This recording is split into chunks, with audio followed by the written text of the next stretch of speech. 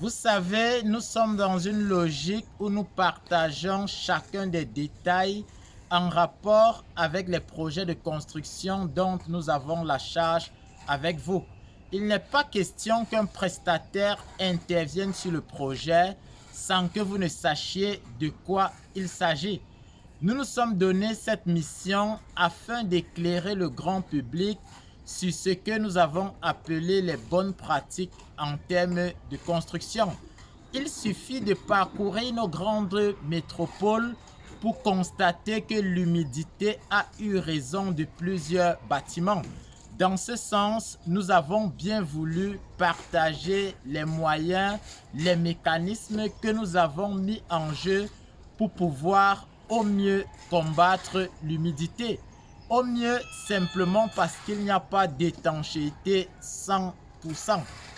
Dans ce sens, nous avons fait une vidéo où nous avons expliqué que nous avons eu vent d'un nouveau matériau, cette bande de Arras qui fait 25 cm de largeur pour 50 mètres de long et nous avons opté pour ce dernier.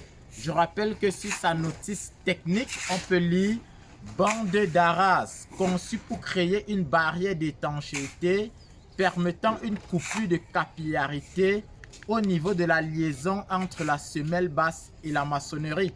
L'épaisseur est de 300 micromètres. La matière est le PEHD, c'est-à-dire le polyéthylène haute densité. Pour ceux-là qui font un peu de recherche, le polyéthylène haute densité est donc un matériau fait à base de plastique et qui a une puissance pas possible. Je vous invite juste à aller regarder un peu plus concernant les notices techniques de ce matériau. Je l'ai expliqué, nous ne sommes pas là pour faire de la publicité, mais nous sommes dans une logique où toute chose que nous faisons sur le projet, vous devez savoir pourquoi est-ce que nous le faisons, comment est-ce que nous nous prenons pour pouvoir le faire. J'ai également expliqué que sur de précédents projets, notamment le bâtiment de type R+2 à usage d'habitation, dont vous avez vécu toutes les séquences, nous avons eu à utiliser du film polyane. Sauf que ce matériau peut être limité à cause de la contrefaçon ou même à cause des manœuvres liées à la manutention. Il suffit d'un faux geste pour avoir des petits trous au-dessus. Et à ce moment, ça ne sert plus à rien. Ensuite, nous avons eu à utiliser de l'étanchéité à chaud et ce matériau, bien qu'étant intéressant, pouvait être limité dans les conditions de mise en œuvre. Là, par exemple, une forte pluie venait de s'abattre sur la ville. Si on était en train de mettre ce matériau, vous verrez que l'eau et le contact à chaud devaient donc créer quelque chose de pas intéressant. Il est donc question désormais de s'arrimer à ce que la technologie propose. L'étanchéité à chaud, surtout sur des espaces ouverts, peut facilement être recommandée en saison sèche. Maintenant, vous avez été nombreux à débattre sur le prix de ce matériau. Nous n'allons pas revenir dessus parce que cela n'est pas de notre ressort. Mais à chaque fois que vous voulez proposer un matériau à votre client, vous devez pouvoir faire une étude comparative. Vous prenez la polyane, vous prenez l'étanchéité à chaud. Très souvent, c'est le bitume en couche d'imprégnation et la sopralène. Et vous prenez ce nouveau matériau. Ce matériau, lui, il fait 25 cm de large. Nous l'avons dit pour 50 mètres de long. Il coûte 50 000 francs.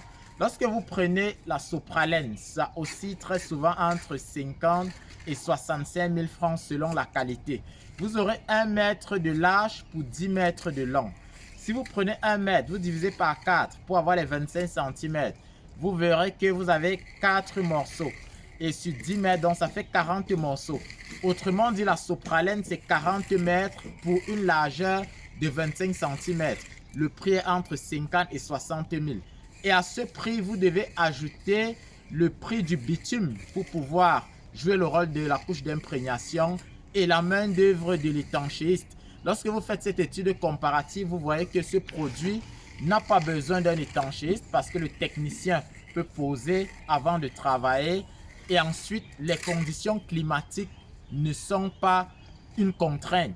Il est donc question désormais pour nous de nous arrimer à la technologie. Si vous êtes passionné de génie civil et qu'au quotidien vous souhaitez vivre de belles aventures, je vous invite tout simplement à vous abonner à nos différentes plateformes digitales, la page Facebook, la chaîne YouTube, parce que comme vous le savez, nous prenons beaucoup de plaisir à partager avec vous les détails autour de la réalisation des projets de construction dans notre environnement africain en général, mais surtout dans notre contexte camerounais. Si vous souhaitez avoir ce produit, nous allons mentionner en commentaire l'adresse et le nom de la structure qui a l'exclusivité de la distribution. Merci.